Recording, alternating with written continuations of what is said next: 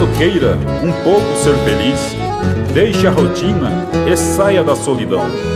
Procure o quilômetro 21, ali a passagem para admiração. Encontrarás um pouco adiante o rio Miranda, que muito prefiro. E em Bonito, a natureza nos apresenta grutas e as lindas águas que admiro.